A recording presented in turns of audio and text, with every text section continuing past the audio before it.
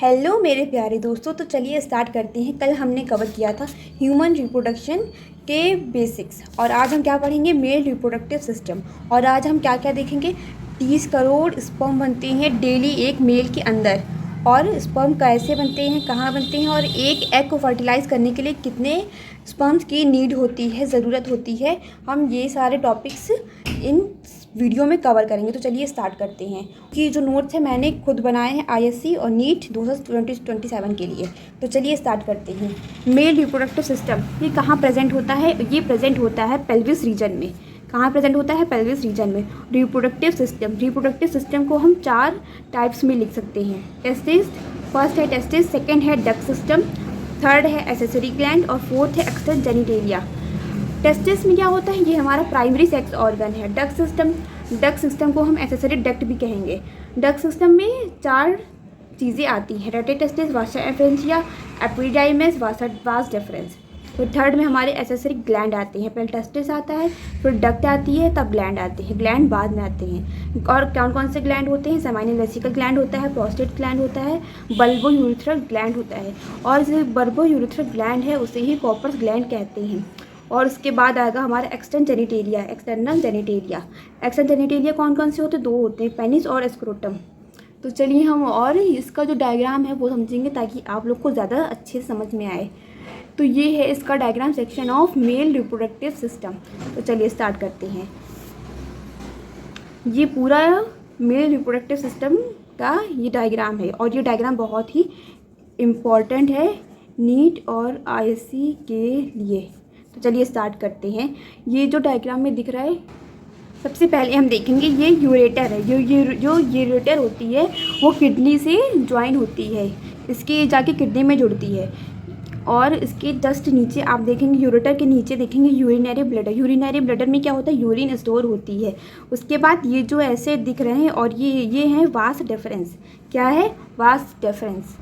और ये जो वास डेफरेंस है आप लोग देख रहे हैं, ये डबल पेयर्ड होते हैं। तो यहाँ पे 2 लिख लेंगे, पेयर्ड होते हैं। मैं एक भी चीज़ इसमें नहीं छोड़ूंगी जो एग्ज़ाम में आ सकती हो और आप लोग गलत कर दें, इसलिए मैं चाहती हूँ कि एक एक पॉइंट अच्छे से क्लियर हो जाए। तो चलिए स्टार्ट करते हैं। ये है यूरेटर, ये है वास डिफरेंस, यूरिनरी ब्लैडर, और ये जो पत्ती जैसे दिख रहे हैं पत्ती, इन्हें कहते हैं हम सेमाइनल वेसिकल। फिर ये होती है कॉमन एजैकुलेटरी डक्ट। कहाँ होती है, सेमाइनल वेसिकल के जस्ट आगे। ये 2 ऐसे ऐसे कर देंगे, ये हो जाएगी हमारी कॉमन इजैकुलेटरी डक्ट। फिर इसके बाद वास डिफरेंस तो हमने देख लिया, ये है। और एपिडाइमस क्या होता है, वास डिफरेंस जो ऐसे जा रही है जो टेस्टिस के ऊपर, ये जो ऐसे ऐसे है इसे कहते हैं एपिडाइमस। और ये है हमारा टेस्टिस। ये होता है स्क्रोटल सैक, ये जो नीचे ये लाइन है इसे कहते हैं स्क्रोटल सैक। और ये जो लंबा सा है इसे कहते हैं पेनिस। यूरेथ्रा कहाँ पे, ये यूरेथ्रा, जो अंदर वाली लाइन दिख रही है इसे कहते हैं यूरेथ्रा। और ये है हमारा बल्बो यूरिथ्रल ग्लैंड। इसे कैसे जानेंगे, ये 2 बल्ब जैसे जहाँ स्ट्रक्चर दिखे, मतलब कि ये बल्बो यूरिथ्रल ग्लैंड है। प्रोस्टेट ग्लैंड कैसा दिखेगा, ये मग जैसा थोड़ा सा दिख रहा है, प्रोस्टेट ग्लैंड इसे कहते हैं। और कॉमन इजैकुलेटरी डक्ट, इसका नाम क्यों पड़ा ये देखते हैं। क्योंकि इसी डक्ट से जो सेमाइनल वेसिकल और यूरेथ्रा का ओपनिंग है वो इसी डक्ट से हो रही है, इसीलिए इसको कॉमन एजैकुलेटरी डक्ट कहते हैं। और ये ग्लांस पेनिस, इसको जो कहते हैं, ग्लांस पेनिस। और जहाँ से ये ओपनिंग हो रही है इसे कहते हैं यूरेथ्रल मीटस। और रिफाइस, ओपनिंग ऑफ यूरेथ्रा, मतलब कि जहाँ से यूरेथ्रा की ओपनिंग हो रही है। और ये है फोर स्किन, रिट्रैक्टाइल स्किन होती है अराउंड पेनिस, जो आगे पीछे भी होती है। अब हम ये वाला डायग्राम देख लेंगे। ये डायग्राम जो है स्क्रोटम का डायग्राम है और ये सिंगल पाउच होता है, इसमें 2 टेस्टिस हैं। ये क्या है, 2 टेस्टिस, 2 स्क्रोटल सैक हैं। Internally scrotum divided into 2 scrotal sac. पहला है टेस्टिस सेक्स ऑर्गन होता है, एक पेयर में होता है, लोकेटेड आउटसाइड एब्डोमिनल कैविटी, पेट के बाहर होता है, विद इन अ पाउच में होता है, इसको स्क्रोटम कहते हैं। बिकॉज फॉर स्पर्मेटोजेनेसिस 2 से 2.5 डिग्री सेल्सियस लोअर चाहिए होता है बॉडी से। एज टेस्टिस की लेंथ 4-5 सेंटीमीटर और वेथ होती 2 से 3 सेंटीमीटर। सेक्शन ऑफ टेस्टिस, अगर हम सेक्शन ऑफ टेस्टिस करेंगे, जो टेस्टिस होता है उसको काट के उसको देखेंगे तो कैसा दिख रहा है। तो ये होते हैं टेस्टिकुलर लोब्स, जो ऐसे मतलब खाने बने हुए हैं, ये 1 2 3 4 5 6 7 8 ऐसे ये हैं हमारे टेस्टिकुलर लोब्स। ये है रेडिटेस्टिस, वासा efferentia, epididymis, vas deferens, seminiferous tubules. Seminiferous tubules कौन से होते हैं? ये जो कॉइल्ड स्ट्रक्चर दिख रहा है इसे हम बोलते हैं सेमिनिफेरस ट्यूब्यूल्स। और ये है इसकी जो बाहर कवरिंग है इसे बोलेंगे ट्यूनिका एल्ब्यूजिनिया। क्या बोलेंगे? आप क्या देखेंगे? Each testis is divided into 250 compartment. जो एक टेस्टिस होता है ये कम से कम 250 कंपार्टमेंट में डिवाइड होता है, जिसे हम टेस्टिकुलर लोब्यूल्स भी बोलते हैं। ये हमारे 1 2 3 4 ऐसे लोब्यूल्स हैं। ईच लोब्यूल फर्दर हैज़, और ईच एक लोब्यूल में 1 से 3 हाईली कॉइल्ड सेमिनिफेरस ट्यूब्यूल होती हैं। ठीक है, तो चलिए फिर देखते हैं हेयर स्पर्म फॉर्मेशन। अगर स्पर्म का फॉर्मेशन कहाँ होता है? सेमिनिफेरस ट्यूब्यूल में। और ये बहुत ही इंपॉर्टेंट पॉइंट है। It is lined by 2 types of cell inside. जो सेमिनिफेरस ट्यूब्यूल्स ये होते हैं इसमें 2 टाइप्स के सेल, इसमें जो होता है 2 टाइप्स के इसमें सेल बनते हैं। कौन कौन सेल बनते हैं? Male sperm cell, spermatogonia, Sertoli cell. और ये दोनों ही बहुत ही इम्पॉर्टेंट हैं। और आप ये मत सोचिएगा कि मैं हवा में बातें कर रही हूँ। मैं इसके बाद आपको पूरे इस बुक के MCQ भी दे दूँगी ताकि आप लोग प्रैक्टिस कर चुकी। और ये देखिए कितने क्वेश्चंस आए हुए होते हैं। ये ह्यूमन रिप्रोडक्शन का चैप्टर है, ह्यूमन रिप्रोडक्शन चैप्टर है, चैप्टर 2। और इसे कितने सारे MCQ भरे पड़े हैं ये देखिए। और ये सब मैं आपको लास्ट में दूंगी। ये देखिए आंसर की पूरा इसमें जो मेरे पास ये बुक है एक्सप्लेनेशन सब कुछ दिया गया है, एकदम डीप में एक्सप्लेनेशन, जो कि पढ़ के मतलब अलग ही लेवल का, इसमें अलग ही लेवल का इस पर रिविज़न हो जाता है।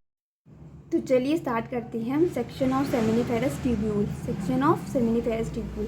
जो ये सेमिनिफेरस ट्यूब्यूल सेल्स ये जो ऐसे करके हैं ये हैं सर्टोली सेल्स। इंटरस्टिशियल स्पेस, जो ये बाहर का स्पेस है इसे बोलते हैं इंटरस्टिशियल स्पेस। ल्यूमेन, ये जो अंदर का ये दिख रहा है इनसाइड सेमिनिफेरस ट्यूब्यूल स्पेस को, इसको क्या कहते हैं? ल्यूमेन कहते हैं। ये है हमारे ब्लड वेसल है। ये है WBC, leading cell, interstitial cell. यहाँ ये सबसे इम्पॉर्टेंट इसमें क्या है? Sertoli cells. और ये स्पर्मेटोगोनिया, ये इसी जगह पे जितने भी मेल जर्म सेल होते हैं वो अल्टीमेटली डिवाइड करके स्पर्म और स्पर्मेटोजोआ बनाते हैं।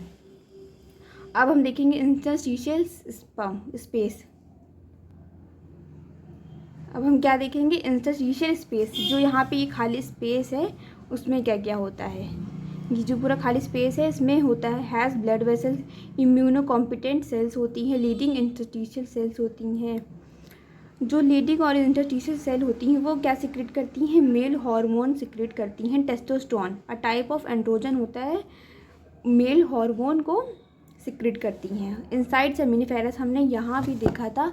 इनसाइड 2 टाइप्स के सेल होते हैं। कौन कौन से? Male germ cell, spermatogonia, Sertoli cell. और ये वही चीज़ यहाँ भी लिखी हुई है, ये थोड़ा डिटेल में लिखी हुई है। इनसाइड सेमिनिफेरस के अंदर स्पर्मेटोगोनिया, मेल जर्म सेल और सर्टोली सेल, ये बहुत ही इम्पॉर्टेंट है। सर्टोली सेल को नर सेल भी कहते हैं और सस्टेंटिकुलर सेल भी बोलते हैं। ये क्या करती हैं?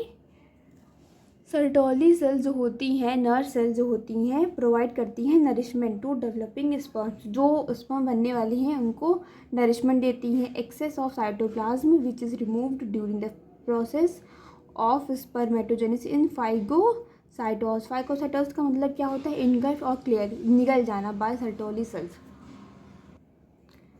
एक्सेस ऑफ साइटोप्लाज्म इसमें क्या काम करती हैं? जो सर्टोली सेल्स होती हैं वो जो साइटोप्लाज्म बहुत ज़्यादा होता है, एक्सेस में होता है साइटोप्लाज्म, उसको रिमूव कर देती हैं। फाइगोसाइटोसिकल इंगल्फ और क्लियर कर देती हैं। कौन करती है? सर्टोली सेल्स साइटोप्लाज्म को रिमूव कर देती हैं, क्लियर कर देती हैं। थर्ड पॉइंट हम देखेंगे इट सीक्रेट सम फैक्टर्स, और ये कुछ फैक्टर्स भी सीक्रेट करती हैं known as sperm maturation factor that helps in spermiogenesis। स्पर्मोजेनेसिस के लिए कुछ इम्पॉर्टेंट फैक्टर्स भी सिक्रेट करती हैं स्पर्म मैचुरेशन फैक्टर।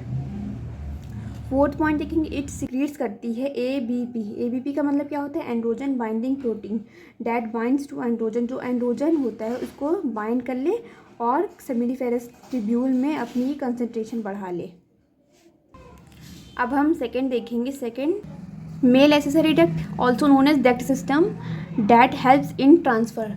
किस में ट्रांसफ़र होती है? That helps in transfer and storage of sperm, जो कि मदद करती है ट्रांसफ़र और स्टोरेज ऑफ स्पर्म में। इसको हम एक ट्रिक से याद कर लेंगे, RVEP, रिलेटेड टेस्टिस, वास रेफरेंशिया, एपिडिडाइमस, वास डिफरेंस। और हाँ, आप लोग ये नोट्स नोट करते जाइए, नहीं तो आप मुझे कमेंट्स में नोट्स लिख के भेज देना, मैं आपको कम्युनिटी पोस्ट में या फिर PDF बना के नोट्स सेंड कर दूँगी। चलिए देखते हैं। रिलेटेड टेस्टिस, वासा रेफरेंशिया। वासा रेफरेंशिया 10 से 12 होती हैं, स्ट्रेट ट्यूब्यूल्स होती हैं। एपिडाइमस क्या होता है? एपिडाइमस हाईली कॉइल्ड होता है। एपिडाइमस हाईली कॉइल्ड होता है, located along posterior surface of each testis. Vas deferens loops over urinary bladder. ये जो यूरिनरी ब्लैडर ऐसे होता है उसके ऊपर ऐसे लूप करता है। Receive are duct from seminal vesicle and form common ejaculatory duct. अब हम देखेंगे male accessory gland. Male accessory gland क्या होता है? मेल एसेसरी ग्लैंड जो होते हैं वो 3 उसमें डिवाइड होते हैं। कौन कौन से होते हैं? Seminal vesicle, prostate gland, bulbo urethral gland. Male accessory gland 3 types में डिवाइड होता है, seminal vesicle, prostate gland, bulbo urethral gland.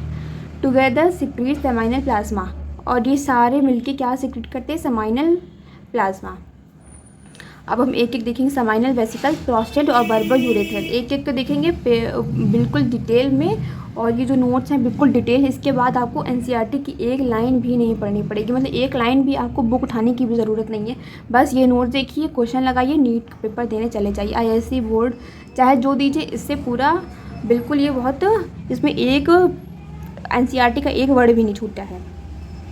Male accessory gland, तो उसमें 3 चीज़ें होती हैं, अब इनको हम डिटेल में देखेंगे। सेमाइनल वेसिकल, सेमाइनल वेसिकल जो होता है वो पेयर्ड स्ट्रक्चर होता है, located behind urinary bladder.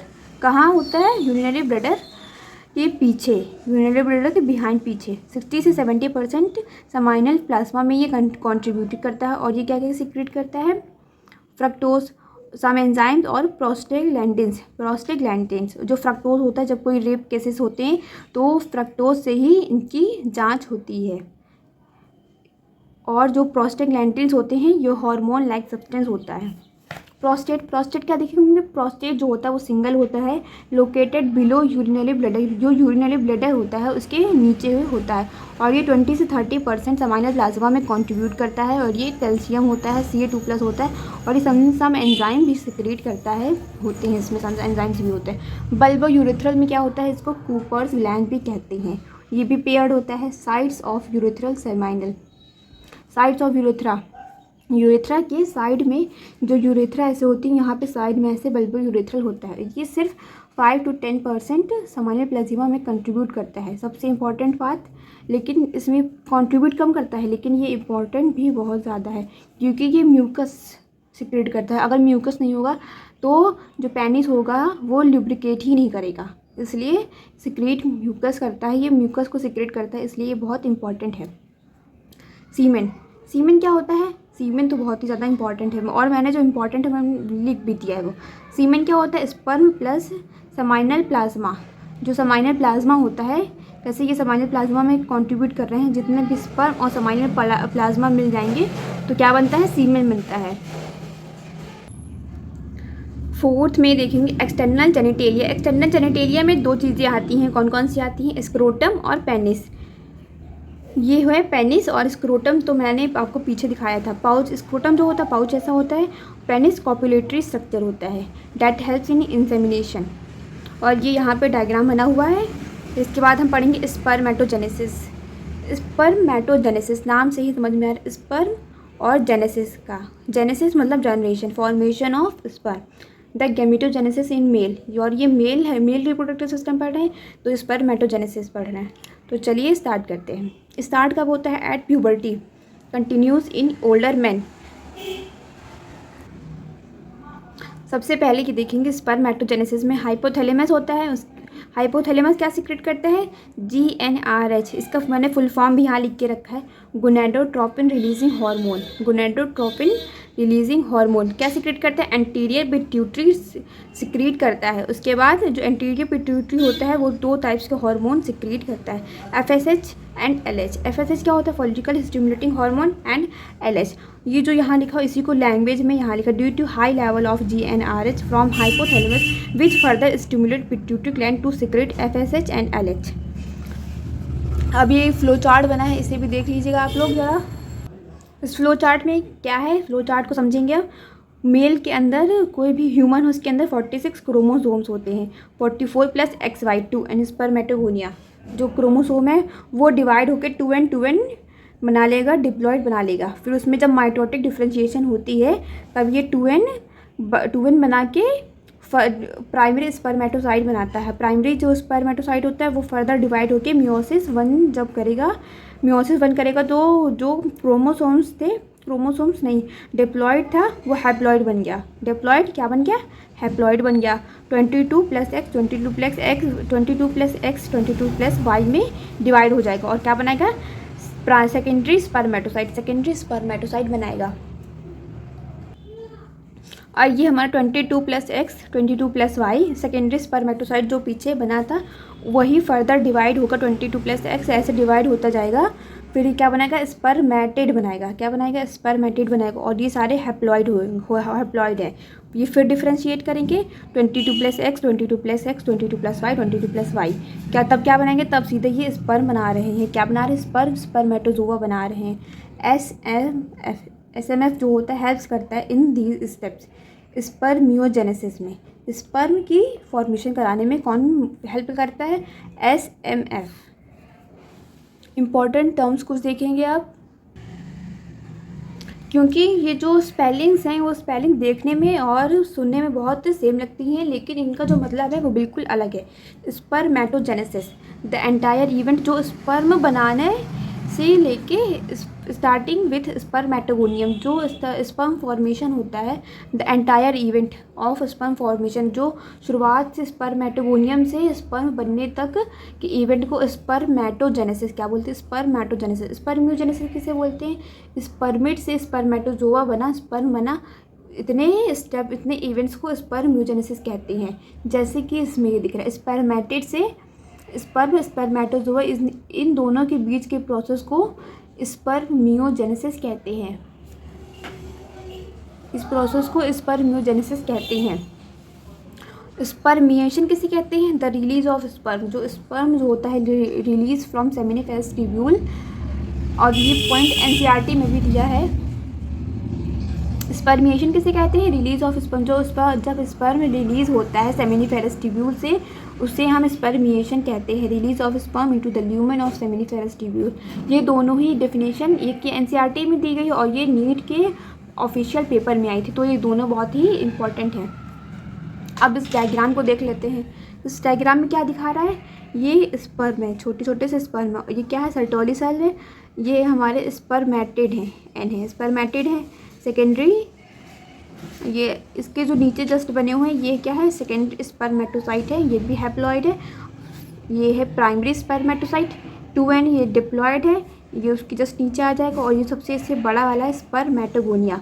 Spermatogonia diploid, primary spermatocyte diploid, secondary spermatocyte haploid, haploid, haploid. After spermiogenesis के बाद क्या होता है, sperm had become embedded in Sertoli cells and finally release from seminiferous tubule called spermiation. उसमें क्या होता है, after spermiogenesis, जब स्पर्मियोजेनेसिस हो जाती है, स्पर्म का जो हेड होता है वो सर्टोली सेल्स से निकल के finally released from seminiferous tubule. किस में रिलीज हो जाता है, सेमिनिफेरस ट्यूब्यूल में, उसे ही कहते हैं स्पर्मिएशन। तो अब हम देखेंगे हार्मोनल कंट्रोल ऑफ स्पर्मेटोजेनेसिस। इसमें क्या होता है, ये पूरा फ्लो है। हाइपोथैलेमस क्या सीक्रेट करता है, GnRH क्या सीक्रेट करता है, एंटीरियर पिट्यूटरी क्या सीक्रेट करता है, LH एंड FSH। जो LH होता है लीडिंग सेल सीक्रेट करता है, और लीडिंग सेल क्या सीक्रेट करता है, एंड्रोजन सीक्रेट करता है, जो स्पर्म या स्पर्मेटोजेनेसिस को प्रमोट करता है। और जो FSH होता है वो सर्टोली सेल्स को सीक्रेट करता है, सीक्रेट करती हैं ABP का मतलब है एंड्रोजन बाइंडिंग प्रोटीन, और produce SMF sperm maturation factor produce inhibin hormone, inhibin hormone को भी सिक्रेट करती है। कौन सिक्रेट करता है? सर्टोलिसिस सिक्रेट करती है। और जो इनहिबिन हार्मोन होता है वो एंटीरियर पिट्यूटरी को नेगेटिव फीडबैक देता है। और जो एंड्रोजन होता है, जब वो बहुत ही ज़्यादा एंड्रोजन हो जाता है, एक्सेस में होता है एंड्रोजन, तो वो नेगेटिव फीडबैक हाइपोथैलेमस को देता है और एंटीरियर पिट्यूटरी दोनों को देता है। अब हम देखेंगे कि इसमें ये नेगेटिव फीडबैक देता ही क्यों है। Note, for well regulated spermatogenesis hormonal feedback exist. आप ही जैसे सोचिए, जब बहुत ही ज़्यादा एंड्रोजन हो जाएंगे, इंजन का कोई काम ही नहीं है, तो वो बॉडी में वेस्ट है, तो वो और ज़्यादा प्रोड्यूस ना हो, इसीलिए नेगेटिव फीडबैक दी जाती है। Negative feedback, if any hormone X is already high, वो ऑलरेडी हाई है इन अमाउंट, और if any X hormone is giving negative feedback to a particular gland, that means it will stop. Negative feedback क्यों दी जाती है? ताकि वो stop हो जाए। That gland from secreting to hormone, वो वाला ग्लैंड और ज़्यादा हार्मोन सिक्रेट ना करे, इसीलिए उसको नेगेटिव फीडबैक दे के उसको स्टॉप कर दिया जाता है। एंड्रोजन जब ज़्यादा होता है तो किसको नेगेटिव फीडबैक दिया जाता है? Hypothalamus, anterior pituitary. इनहिबिन किसको नेगेटिव फीडबैक देता है? एंटीरियर पिट्यूटरी को देता है, FSH। बस ये लास्ट पार्ट बचा हुआ है मेल रिप्रोडक्टिव सिस्टम में। क्या बचा हुआ है? Structure of sperm. बस यही एक पेज बचा हुआ है, इसके बाद हम स्टार्ट कर देंगे फीमेल रिप्रोडक्टिव सिस्टम, जो कि मैं अगली वीडियो में करूँगी। आप अगर कमेंट्स में पार्ट 3 लिखेंगे तो मैं पक्का कर डाल दूँगी। तो चलिए पहले ये कंप्लीट कर लेते हैं। Structure of sperm. Sperm is divided into 4 parts. कौन कौन से पार्ट्स में डिवाइड होता है? हेड, नेक, मिडल पीस, टेल। ये 4 मेन पार्ट्स हैं। ये हो गया है हेड, नेक, मिडल पीस, और ये हो गया टेल। सबसे आप लोग ये डायग्राम जो है एक बार कॉपी में बना करके भी देख लें, क्योंकि ये बहुत ही ज़्यादा इम्पॉर्टेंट है। तो चलिए देखते, एक बार मैं आपको समझा देती हूँ। जो स्पर्म का हेड होता है उसके अंदर ये एक्रोसोम होता है, जो कि बहुत इंपॉर्टेंट है। ये वाला सबसे ज़्यादा इंपॉर्टेंट है, आप लोग इसको पक्का याद कर लीजिएगा। Derive from Golgi body, cap like structure filled with enzyme. इसमें जो एंजाइम होता है स्पर्म लाइसेंस, वो बहुत ही ज़्यादा इंपॉर्टेंट है, और ये नीट में बहुत बार क्वेश्चन आया भी है। नेक, फिर इसके बाद हम देखेंगे मिडल पीस। मिडल पीस में क्या होता है? ये जो अंदर इसके है ये है माइटोकॉन्ड्रिया। क्या है? माइटोकॉन्ड्रिया। 20 से 25 होती हैं, स्पाइरली अरेंज होती हैं, provide energy for movement, energy provide करती हैं। और नंबर में कितनी होती हैं? 20 से 25 होती हैं, 20 से 25 होती हैं। और ये एक्रोसोम में जो एंजाइम था स्पर्म लाइसिन, वो क्या करता है? में ओवम की जो वॉल होती है उसको ब्रेक करके फर्टिलाइजेशन कराना इसी एंजाइम का काम होता है। इसीलिए ये एंजाइम बहुत ही ज़रूरी होता है। अगर ये एंजाइम नहीं होगा तो ओवम की जो वॉल है वो टूटेगी नहीं और फर्टिलाइजेशन नहीं होगा। और जो इसकी टेल है, इसको tail helps in whiplash fast movement of sperm, बहुत ही फास्ट मूवमेंट करने में हेल्प करती है। और ये हो गया axial filament supporting the tail. Plasma membrane, जो टेल के अंदर ही जो भरा हुआ है plasma membrane, entire sperm is covered with this. ये क्या है? ये जो इसके बीच में है ये है हमारा हैप्लॉइड न्यूक्लियस। ऊपर वाला को प्रॉक्सिमल सेंट्रियोल बोलेंगे, नीचे वाले को डिस्टल सेंट्रियोल बोलेंगे। फ्रॉम एक्सियल फिलामेंट, बस इतना ही डायग्राम में थोड़ा बहुत देख लेना, क्योंकि ये इंपॉर्टेंट डायग्राम है। अब हम इसके नीचे देखेंगे नोट, इसमें लिखा हुआ है इन वन इजैकुलेशन, एक बार इजैकुलेशन करने पे रिलीज ऑफ स्पर्म कितना होता है, ये भी देख लेना, ये भी बहुत इंपॉर्टेंट है। 2.5 से 5 ml तक सीमेन कम्स आउट नॉर्मली, एक से एक इजैकुलेशन करने पे 2.5 से 5 ml तक सीमेन निकलता है। In a healthy individual it contains approx, एक हेल्थी इंसान के अंदर कम से कम अप्रॉक्स 200 से 300 मिलियन स्पर्म्स होते हैं।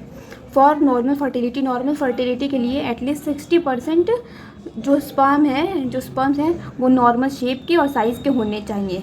And out of this 60% at least 40% should have vigorous motility, और उन 60% में से एटलीस्ट 40% की विग्रस मोटिलिटी होनी चाहिए, मतलब मेल रिप्रोडक्टिव सिस्टम। और क्योंकि ये लंबा ज़रूर है, लेकिन ये नोट्स जो अगर आप लोग पढ़ लेंगे ना, एक लाइन भी आपको बाहर से पढ़ने की नीड नहीं है।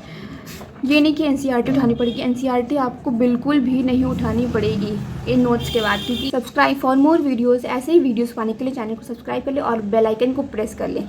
और जुड़े रहिए बायो विद कनिष्का के साथ।